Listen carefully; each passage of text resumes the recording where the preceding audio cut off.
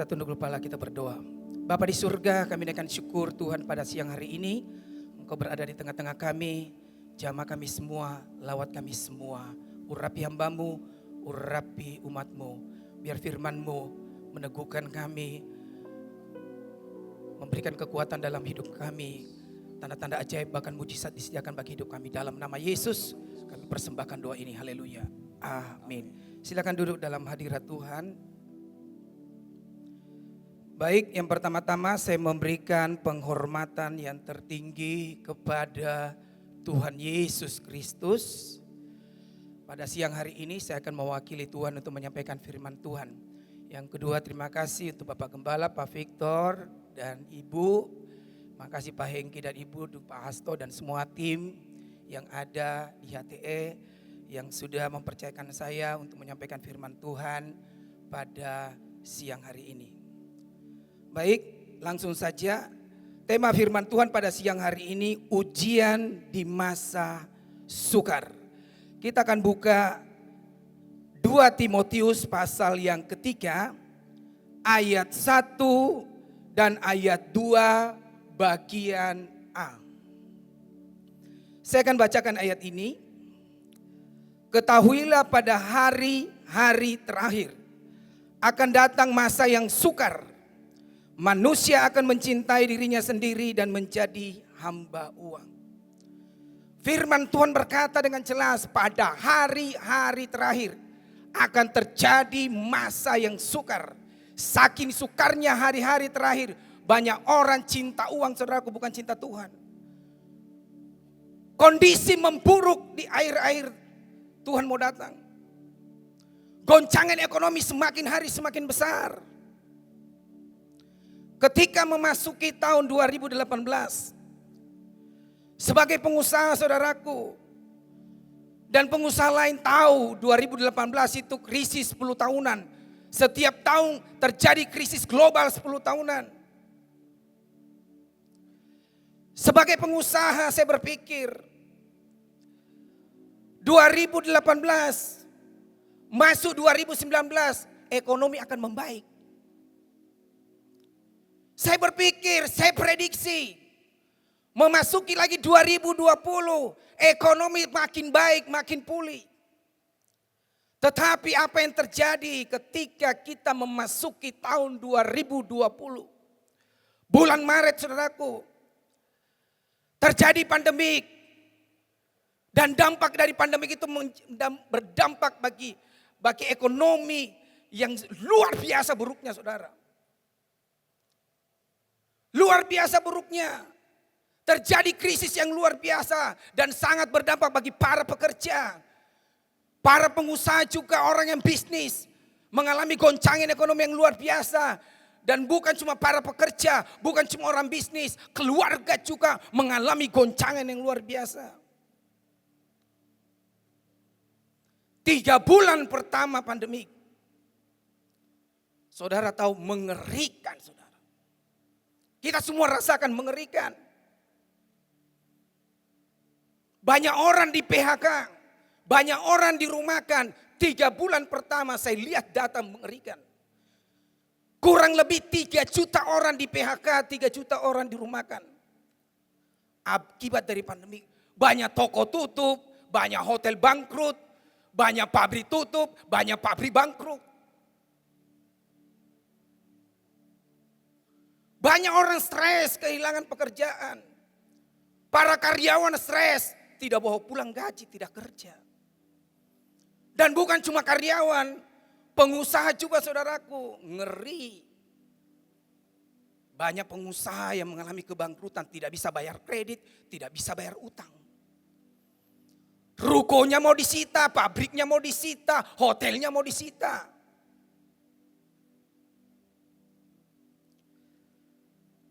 Ketika terjadi masa PSBB, saya bilang bagi banyak orang, kita ini pengusaha takut COVID saudaraku. Jujur kita takut COVID. Tetapi kita pengusaha lebih takut istilah apa? Istilah PSBB, PPKM kan ringan. Istilah PSBB pada waktu itu saudaraku, dibatasi toko tutup. Tidak bisa semua toko tutup, sembako saja dibuka. Padahal kami punya toko serba beberapa belas. Tempat wisata ditutup, hotel biar dibuka tidak ada pengunjung. Mall ditutup, kurang lebih 5-6 bulan. Ngeri hari-hari itu saudaraku. Saya punya teman, punya travel, terkenal di Makassar. Ramai travelnya. Terjadi pandemi sampai hari ini saudaraku, sampai hari ini tidak buka sampai hari ini. Pegawainya tidak kerja sampai hari ini, sampai hari ini.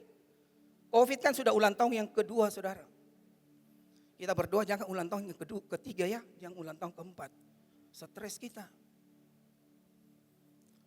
Teman saya punya hotel 5, di Makassar ada beberapa, di Bali ada, di Pulau Jawa ada. Saya di WA, saya di SMS. Pak Beni mau beli hotel.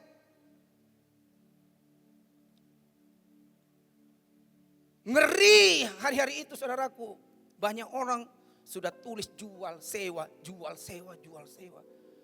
Ngeri teman saya 5 hotelnya. Tidak bisa menutupi kredit. Goncang ekonomi, stres teman saya. Tahun lalu saya ke Bali. 3 kali ke Bali tahun lalu. Saudara tahu kalau dulu kita ke Bali semua rame, antri makan, antri apa segala. Saya lihat di Bali itu kayak kota mati pertama saya berangkat di sana. Bulan 3. Boy ngeri saudaraku. Lalu saya tanya tour guide-nya, bagaimana keadaan Bali? Dia katakan apa? Pak Beni tahu kalau Pak Beni dengan tim tidak datang untuk ke Bali untuk wisata, saya tidak punya pekerjaan, saya di kampung, tidak ada panggilan untuk bekerja, untuk bawa tur. Dan semua teman-temannya seperti itu saudaraku. Mulai dari usaha kecil sampai besar mengalami goncangan yang luar biasa. Apalagi mal-mal, karena kami dianugerahi mal saudaraku. Wow ngeri. Mal itu paling banyak ruginya kalau tutup. Saudara tahu penghasilannya mal setiap bulan parkirnya saja. Setiap bulan. Belum penyewaan, belum bagi hasil. Tiba-tiba lockdown tutup. Oh depresi, stres orang yang punya mal saudaraku. Besar biaya operasional. Banyak orang mengalami kerugian. Lalu pertanyaannya siang hari ini. Mungkin saudara bertanya sama saya, bagaimana dengan bisnisnya Pak Beni? Saya harus berbicara jujur di mimbar Bapak Ibu yang dikasih Tuhan. Saya harus berbicara jujur. 3 bulan pertama, 3 bulan kedua. Biasanya usaha kami itu, karena banyak usaha yang dipercayakan, itu keuntungan masuk terus, miliar terus masuk. Pada waktu pandemi, 3 bulan pertama, 3 bulan kedua, kami bukan hitung untung, tapi hitung rugi. Tiap bulan hitung berapa miliar rugi, tiap bulan hitung berapa miliar rugi, tiap bulan hitung berapa miliar rugi. Akhirnya selama 2020 pandemik yang pertama, tahun pertama saudaraku, puluhan miliar kami rugi. Ngeri tidak? Kami gagal panen di lebaran dengan sekolah. Biasanya kalau toserba itu semua jual fashion, semua tas, segala macam. Kalau musim lebaran, jual baju, semua musim sekolah. Kami diserbu toko kami kayak semut orang belanja saudaraku. Mulai dari jam 10 pagi sampai dengan jam 10 malam, kadang sampai jam 11. Dibatasi pada waktu itu saudara, gagal lebaran 2 tahun berturut-turut. Omset kami turun 50%, 70%, 80%. Biaya operasional kami, saudaraku, 7-8 miliar setiap bulan. Belum lagi biaya pelayanan kami. Membiayai beberapa belas yayasan, panti. Bikin makan gratis pada orang-orang. Bagi sembako. Ngeri pengeluaran kami. Sudah itu bantu hamba-hamba Tuhan kurang lebih 650 lebih. Saya lihat kondisi keuangan kami pada waktu itu, jujur saudaraku. Saya berhitung. Di meja saya mulai berhitung. Tuhan ngeri hari-hari ini. Terus menyusut keuangan kami, deposito terus keluar. Biaya terus mengerikan. Kami diuji pada waktu itu. Kalau usaha kami diberkati Tuhan, gampang kan memberi. Gampang jadi berkat. Gampang salurkan berkat. Tetapi pada waktu itu mau tidak, di dalam keadaan rugi miliaran, puluhan miliar, mau tidak tetap memberi, mau tidak tetap menjadi berkat. Bagi banyak orang sampai dengan diminta kami saudaraku. Pemkot minta bantuan. Ngeri. Istri saya tanya, saya mau bantu tidak? Tidak apa-apa papi. Bantu 1.000 paket, bantu 2.000 paket. 1.000 paket itu bicara ratusan juta. Di tengah-tengah keuangan makin menipis. Saya datang kepada Tuhan pada waktu itu saudaraku. Saya tahu kalau berlanjut terus ini hancur. Hancur usaha ini saudaraku. Hancur kalau panjang. Saya datang di kaki Tuhan. Saya berdoa kepada Tuhan. Saya bilang Tuhan ini bisnismu. Ini usahamu Tuhan. Engkau menjadi pemilik dari usaha ini, bisnis ini. Tolong Tuhan. Kami tidak bisa buat program pada waktu itu saudaraku. Biasanya saudara kalau bukan pandemi gampang kita bikin program supaya rame. Kita bikin undian toko supaya rame. Gampang. Tapi pada waktu itu dibatasi dengan pemerintah tidak bisa. Tegang pada waktu itu. Akhirnya apa saudaraku? Dengar berita dari pemerintah. Akan dilakukan pelonggaran. Masuk mulai new normal, pembatasan terus dilakukan pelonggaran. Saudara tahu ketika dilakukan pelonggaran. Mulai berbalik arah usaha kami. Yang rugi setiap bulan miliaran itu saudaraku berbalik arah. Untung, peng. Berkat dari sorga turun. Wah, kami kaget lihat. Terus masuk uang diserbu terus. Tempat wisata kami ramai. Hotel kami ramai. Tos serba kami ramai. Mall kami ramai saudaraku. Diberkati secara ajaib dan luar biasa pada waktu itu. Saya kagum lihat karyanya Tuhan.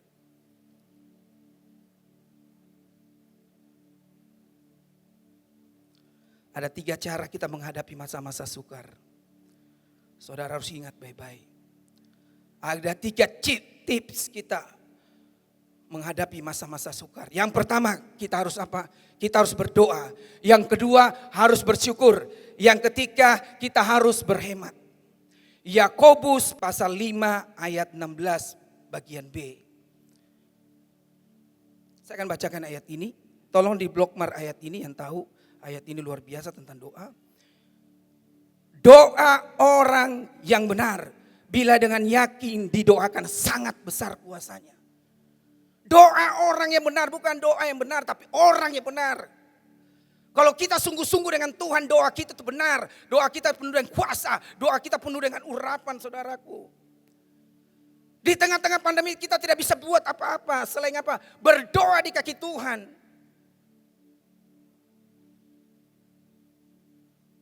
Bukan cuma keadaan ekonomi mencekam pada waktu itu. Keadaan pandemik juga mencekam pada waktu itu. Menakutkan pada waktu itu. Dengar pendeta meninggal. Dengar teman meninggal. Dengar keluarga meninggal. Rip hampir setiap hari. Rip hampir setiap minggu saudaraku. Bagaimana tidak menakutkan. Lalu kakak kandung saya. Kena COVID. Dia sudah bypass jantung. Setiap hari minum obat 5-8 macam. Ada asam urat, tekanan darah. Komplikasi saudaraku. Dilarikan di rumah sakit. Mulai sesak nafas. Lalu istri saya telepon istrinya. Bagaimana kadang suamimu? Tidak bisa menjawab saudaraku di telepon. Kenapa? Karena genting. Tidak bisa menjawab, nangis di telepon, tidak bisa menjawab. Lalu kami dapat berita apa? Semua cara untuk memasukkan jarum infus di pembuluh darah tidak bisa. Tangan kiri semua tidak bisa, ditolak semua. Tubuhnya sudah tidak menerima suntikan untuk masuk infus. Lalu dokter berkata kepada istrinya, tinggal satu cara. Satu cara Dan kami semua di WA di grup disuruh berdoa saudaraku. Saya ini yang hamba Tuhan saja. Dengar kondisi seperti itu, baru dengar sebentar 2-3 hari ada yang meninggal, sebentar 2-3 hari ada yang rib. Saya tidak beriman berdoa jujur untuk kakak saya. Saya berpikir sebentar berdoa, saya berpikir Tuhan pulang kakak saya. Tuhan tolong pulang kakak saya. Di pikiran saya pulang saudaraku. Kami semua sekeluarga berdoa dengan sungguh-sungguh. Kami nangis, anak-anak kami juga nangis berdoa dengan sungguh-sungguh. Karena hanya Tuhan bisa menyelamatkan kakak kami pada waktu itu. Karena dia komplikasi. Kena COVID yang berat di awal-awal. Dokter panggil istrinya. Kasih surat. Tolong tanda tangan ini. Untuk apa? Ada satu pilihan terakhir. Pembuluh darah di depan jantung saudaraku. Di situ ada yang besar. Di situ kita akan suntikan. Tetapi resikonya apa? Resikonya kalau salah tusuk sedikit. Suamimu akan pulang. Ngeri tidak saudaraku? Istrinya disodori seperti itu, gemetar tanda tangan. Tidak ada jalan. Genting saudaraku sudah panas dingin, sudah sesak nafas. Tidak bisa masuk obat sama sekali. Sudah tanda tangan dokter mulai, saudara tahu. Bukan 1-2 menit ditusuk. Dokter bilang ini bahaya sekali. Lebih dari 1 jam itu dokter pakai APD. Untuk cari pembuluh darah yang di jantung, dicari untuk ditusuk saudaraku. Berkeringat terus. Gemetar dokternya, akhirnya tak tusuk. Ketemu saudaraku persis pembuluh darah yang ditargetkan untuk masuk jarum infus. Lega dokternya, langsung kasih masuk obat-obat terus mengalir. Sehari, 3 hari, seminggu, berapa minggu pulih. Mengalami kesembuhan. Kondisi seperti itu saudaraku. Di saat-saat rasa takut menghantui kita semua di tengah-tengah pandemi. Sebagai pengusaha, saya juga manusia biasa saudaraku walaupun saya hamba Tuhan. Takut juga. Ketika saya takut gemetar, dapat berita kakak saya mau mati. Saya datang di kaki Tuhan, saya berdoa di kamar. Saya bilang sama Tuhan, Tuhan cabut roh ketakutan. Saya tidak mau punya roh ketakutan. Saya tidak bisa takut mati. Saya harus siap mati kapanpun. Saya harus siap berangkat kapanpun. Saya berdoa seperti itu sama Tuhan saudaraku. Karena roh ketakutan menghantui seluruh Indonesia bahkan seluruh dunia. Selesai saya berdoa, hadirat Tuhan turun. Berani lagi tidak takut saudaraku. Ke toko, ke proyek, ke mall, kemana. Untuk kontrol, untuk lihat, untuk ketemu sama orang. Oh tidak mudah hari-hari seperti itu, tidak mudah. Kita harus berdoa. Saya ajari anak-anak saya, kita bangun mesbah doa di rumah. Dulu saya itu pakai doa Daniel saudaraku. 3 kali sehari. Saudara tahu selama 2 tahun ini saya belajar. Lebih dari 3 kali. Saya latih diri saya 8 kali, 10 kali. Hari ini berapa saudaraku? Pagi 12 kali datang sama Tuhan. Walaupun tidak harus masuk ruang doa. Berhubungan sama Tuhan. Dalam kondisi apapun. Shift kedua 12 kali. Justru di tengah-tengah goncangan ekonomi. Di tengah-tengah pandemi saudaraku. Saya rasakan hadirat Tuhan yang kuat. Justru di tengah-tengah pandemi. Saya dekat dengan Tuhan, saya kuat. Saya rasakan hadirat Tuhan. Begitu mau berdoa, rasakan hadirat Tuhan yang kuat. Makanya jangan main-main tentang doa. Doa bukan cuma nafas hidup orang Kristen, tetapi doa kekuatan bagi kita. Yang kedua, kita harus apa? Kita harus bersyukur. Yang kedua, 1 Tesalonika 5 ayat 18. Demikian bunyi firman Tuhan. Mengucap syukurlah dalam segala hal, sebab itulah yang dikehendaki Allah di dalam Kristus Yesus bagi kamu. Belajar mengucap syukur saudara, bukan cuma pada waktu diberkati kita mengucap syukur. Pada waktu kita bangkrut, kita kehilangan pekerjaan, harusnya kita belajar mengucap syukur. Karena di tengah-tengah mengucap syukur, di situ Tuhan akan melihat hidup kita. Di situ Tuhan akan melihat sikap hidup kita. Apakah kita cinta Tuhan? Apakah kita mau terima semua apa yang Tuhan izinkan terjadi di dalam hidup kita? Saya pelajari saudaraku, ada 2 tipe orang Kristen ketika menghadapi masa-masa sukar. Saya pelajari dua teman saya. Yang satu saudaraku selalu bersungut-sungut. Ketemu selalu bersungut-sungut. Sebentar dia katakan begini, anak saya yang pertama sakit, anak saya yang kedua sakit. Sebentar istri saya sakit, sebentar saya sakit, sebentar omset turun. Pokoknya kalau ketemu teman saya ini yang pertama selalu mengeluh. Selalu bersungut-sungut. Tetapi beda dengan teman saya yang kedua. Sama-sama mengalami pandemi. Sama-sama mengalami krisis. Tapi kalau ketemu teman saya yang kedua ini dia tenang, tidak pernah mengeluh. Sabar orangnya. Kalau ditanya bagaimana bisnis, puji Tuhan masih ada omset walaupun sedikit. Puji Tuhan masih ada penjualan. Puji Tuhan masih ada berkat. Tidak pernah keluar kata-kata bersungut-sungut mengeluh. Cuma kata ucapan syukur kepada Tuhan. Saudara tahu hari-hari ini teman saya yang pertama begini bisnisnya, kesulitan terus. Teman saya yang kedua diberkati Tuhan. Bahkan beli mobil baru saudaraku di tengah-tengah pandemi. Padahal bisnisnya bisnis kecil. Cuma jual alat pancing, jual makanan di tempat wisata kami, jual makanan minuman di waterboom kami. Diberkati Tuhan karena belajar mengucap syukur. Di tengah-tengah situasi apapun juga. Itu yang kedua. Yang ketiga, kita harus berhemat. Filipi pasal 4 ayat yang ke-11. Firman Tuhan berkata apa saudaraku? Kukatakan ini bukan karena kekurangan. Sebab aku telah belajar mencukupkan diri dalam segala hal. Rasul Paulus tuliskan ayat ini. Tidak sembarang Rasul Paulus berkata di ayat ini saudaraku. Rasul Paulus rasul yang berintegritas. Pelayanannya besar, biaya pelayanannya besar. Dari desa ke desa, dari kota ke kota, dari pulau ke pulau, bahkan dari negara ke negara pelayanannya. Tetapi dia belajar apa? Mencukupkan diri dengan apa yang ada pada dirinya. Artinya apa? Rasul Paulus belajar untuk hidup berhemat. Di tengah-tengah pandemik ini orang yang stres saudaraku, orang yang hidupnya bergaya. Tidak biasa hidup sederhana. Bermewah-mewah ketika kena pandemik.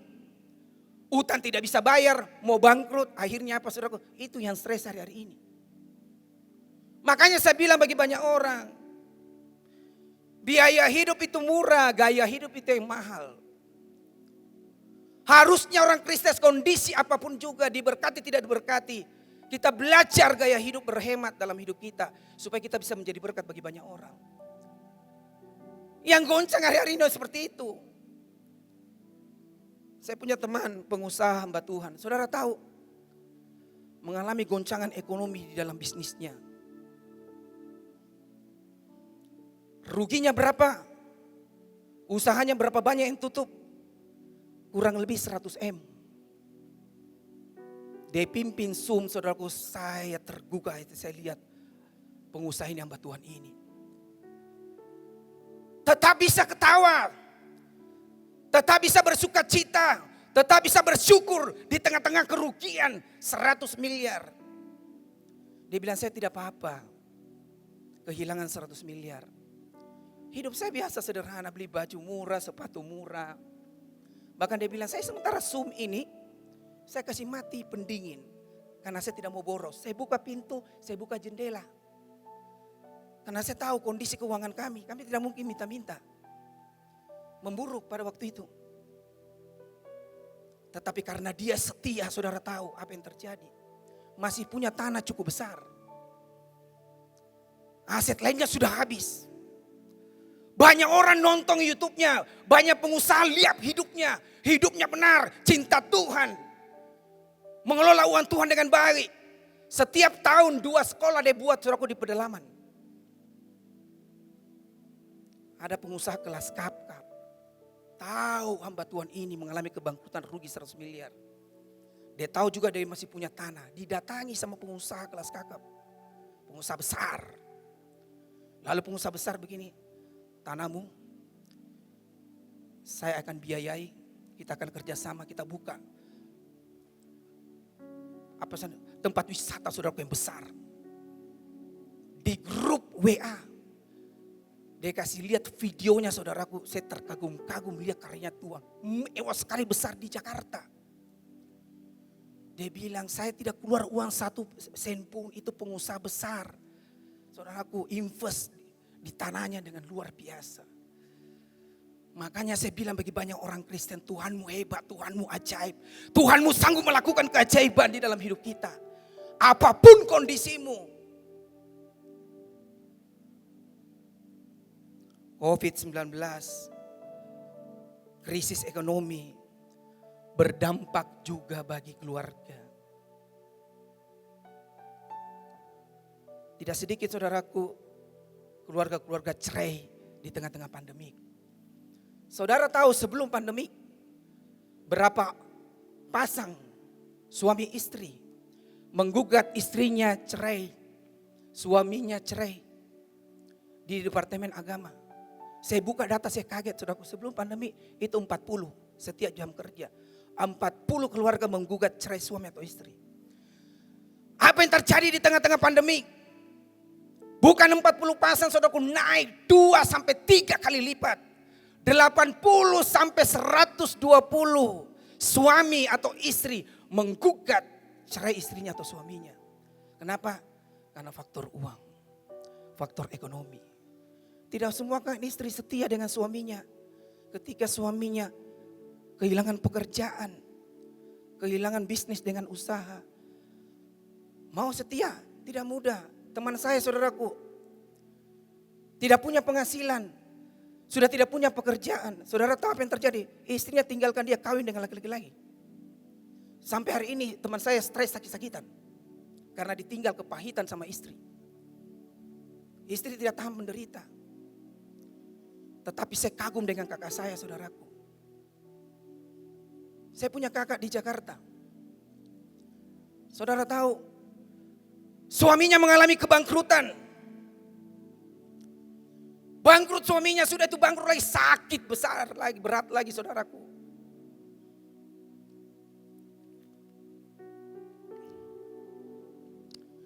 Sakit berat suaminya. Lumpuh, tidak bisa jalan. Di atas kursi roda suaminya. Saudara tahu, orang yang lumpuh tidak bisa jalan di atas kursi roda kurang lebih 5 tahun. Rewelnya bukan main suaminya. Kenapa? Saya katakan rewel. Lebih rewel suaminya daripada baby-baby anak-anak kecil saudaraku. Rewel sekali. Emosinya tinggi. Suatu kali kami bawa liburan ke Bali. Waktu berada di WC kami dengar saudaraku. Saudara tahu, kasih keluar kata-kata kasar sama kakak saya. Maki-maki kakak saya, pada kakak saya rawat dia selama 5 tahun. Dengan setia saudara. Mandikan dia, cebokin dia, semua dilakukan. Kasih makan dia. Saya saja yang dengar, saya saja yang tahu saudara pun naik darah saya. Walaupun saya ambatuan, saya juga bisa naik darah. Diperlakukan begitu kakak saya. Sudah kakak saya rawat dia, sudah rewel dia. Masih banyak lagi kata-kata kasar keluar, maki-makian keluar sama kakak saya. Tetapi saya memberikan apresiasi kakak saya. Dia belajar dari mami saya. Dia rawat suaminya sampai dipanggil Tuhan. Sampai dipanggil Tuhan. Itu baru dibilang istri yang setia.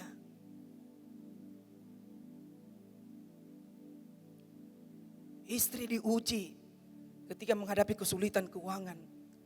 Tetapi suami saudaraku diuji apa? Diuji ketika diberkati Tuhan. Satu kali ada pejabat bicara sama manajer kami. Dia katakan seperti ini. Pak B ini tuh berapa istrinya? Kurang ajar tidak pertanyaannya saudaraku. Manajer kami bilang 1 Pak. Bodohnya itu 1 istrinya. Orang-orang kaya itu tidak bisa 1 istrinya. 2 kah, 3 kah, 4 kah, 5 kah.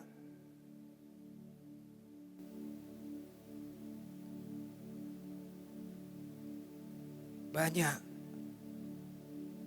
bapak-bapak tidak bisa setia dengan istrinya. Saya punya teman saudaraku. Kaya diberkati Tuhan pelayanan. Saudara tahu Dia tidak setia sama istrinya. Dia selingkuh sama pramugari. Apa yang terjadi? Mengalami kemerosotan di dalam bisnisnya. Karena dia tidak takut Tuhan, dia tidak taat Tuhan. Tetapi saya apresiasi salah satu pengusaha ketika saya pelayanan di salah satu kota kecil. Waktu saya tercall, pengusaha ini naik dengan istrinya yang sedang sakit, saudaraku. Ada bengkak di perut. Dia papa istrinya. Bapak ini pengusaha, masih muda, ganteng. Saya lihat istrinya minta maaf. Minta maaf istrinya tidak cantik, jelek, saudaraku. Sudah terbentol-bentol di mukanya apa semua. Tetapi saya beri apresiasi, saya belajar walaupun dia jemaat biasa. Saya belajar dari orang ini. Dia peluk istrinya, dia sayang istrinya. Itu keren. Suami keren. Tidak banyak suami setia di tengah-tengah masa-masa sukar, saudaraku. Tidak banyak. Tidak banyak.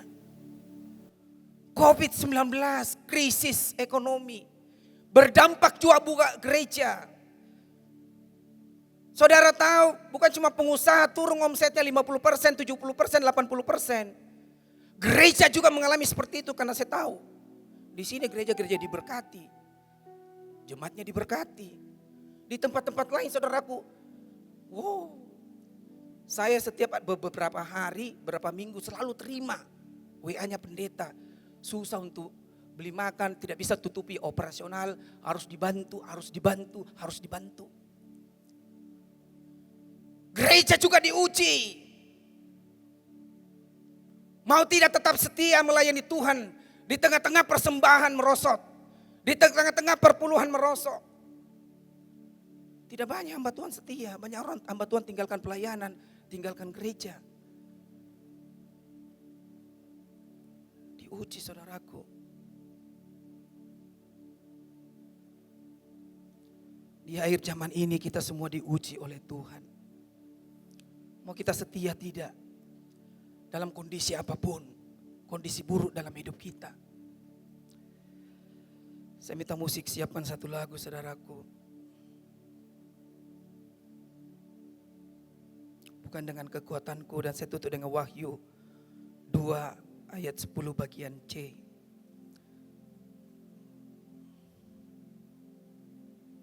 Saya akan bacakan ayat ini.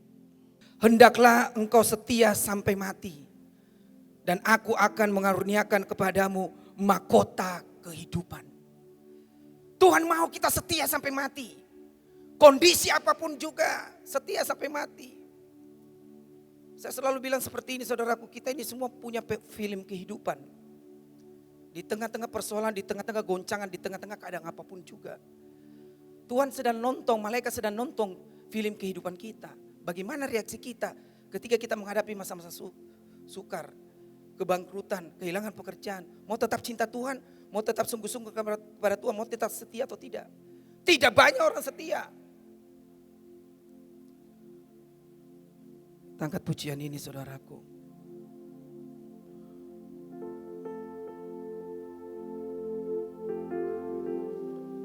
Bukan dengan kekuatanku ku dapat jalani hidupku tanpa Tuhan yang di sampingku. Ku tak mampu sendiri. Oh, Engkaulah kuatku yang menopangku. Ku pandang wajah-Mu dan berseru, pertolonganku datang dari-Mu. Peganglah tanganku, jangan lepaskan. Kaulah harapan dalam hidup. Katakan ku pandang wajah-Mu, dan berseru haleluya. Pertolongan ku datang dari-Mu, peganglah tanganku, jangan lepaskan. Kaulah harapan dalam hidupku. Musik nyanyikan pujian dengan lembut, saudara. Saudara mungkin berkata kepada saya, Pak Beni, hancur pekerjaan saya kehilangan pekerjaan.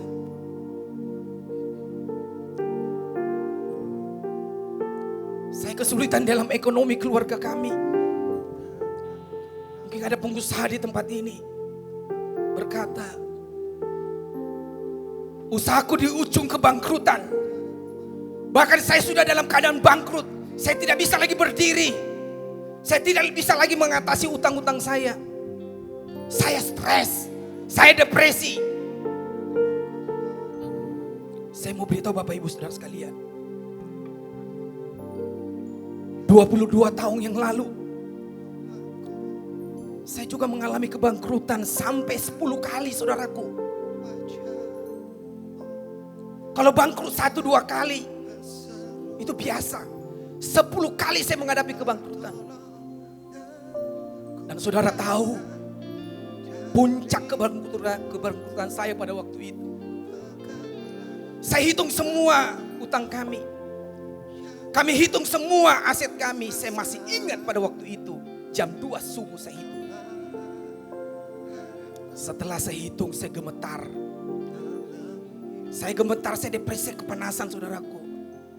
Hasilnya apa? Utang kami jauh lebih banyak dari aset kami. Artinya pada waktu itu kami bangkrut dan tidak bisa lagi memperbaiki. Di kamar itu saya nangis di hadapan Tuhan. Saya bilang sama Tuhan, Tuhan saya setia mengiring Engkau. Masih muda saya setia mengiring Engkau. Kalau ada salah saya Tuhan kasih tahu, saya mau bertobat. Saya masih ingat pada waktu itu ketika saya pemuda remaja. Ibadah kami jam 4. Saya datang jam 3, saudaraku. Saya yang buka pintu gereja selama kurang lebih 2 tahun. Saya atur kursi karena ibadah seksi. Saya atur sound system. Setelah itu saya jemputi teman-teman yang tidak punya kendaraan. Saya nangis di hadapan Tuhan. Saya bilang, Tuhan saya cinta Engkau. Saya sungguh-sungguh ikut Tuhan. Tidak pernah bermain-main ikut Tuhan. Kenapa kau izinkan saya bangkrut Tuhan? Saya ini dipermalukan. Saudara tahu, pada waktu itu hadirat Tuhan turun di kamar saya. Selama 30 tahun lebih saya ikut Tuhan, saya tidak pernah rasakan hadirat Tuhan yang kuat di tengah-tengah itu. Lalu Tuhan berkata dengan jelas, saya cuma memuji Engkau. Minta maaf saudaraku, ketika Tuhan berkata saya cuma memuji Engkau, saya tersinggung dalam hidup saya. Saya bilang, apa lagi yang mau diuji Tuhan? Saya sudah tidak punya apa-apa. Saya hancur bisnis, saya hancur hidup saya. Saya dipermalukan dengan teman-teman gereja. Saya dipermalukan di tetangga. Bahkan saya dipermalukan di keluarga saya.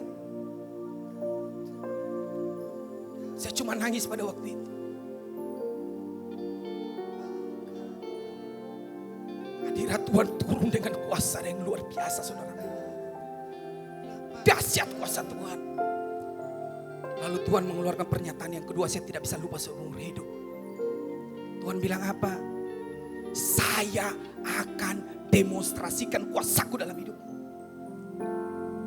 Ketika saya tahu, saya dengar Tuhan berkata saya akan demonstrasikan kuasaku dalam hidupmu.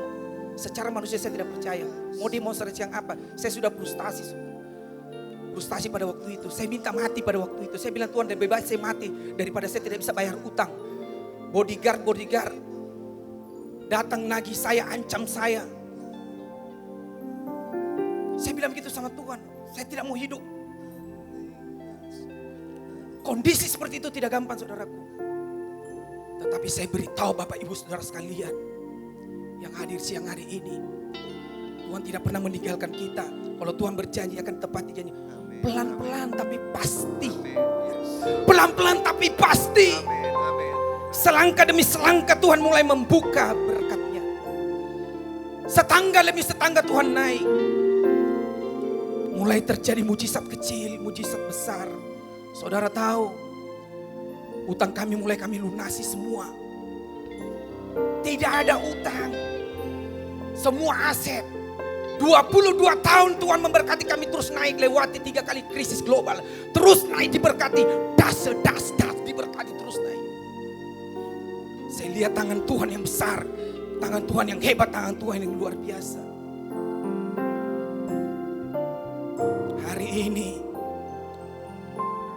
saya akan berdoa bagi Bapak Ibu Saudara sekalian. Saudara tahu tangan ini tidak ada apa-apa, saudara. Kosong. Tetapi saya beritahu Bapak Ibu Saudara sekalian, ketika tangan ini dipersembahkan kepada Tuhan,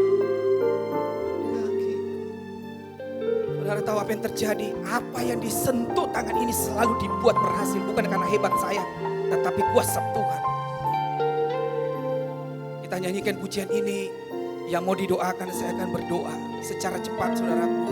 Saudara bisa bangkit berdiri dan tinggalkan tempat duduknya. Bisa maju ke depan. Saya akan lepaskan pengurapan Tuhan. Saya lepaskan kuasa Tuhan. Saya lepaskan hikmat Tuhan. Saya akan lepaskan berkat Tuhan. Kau akan mengalami urapan Tuhan.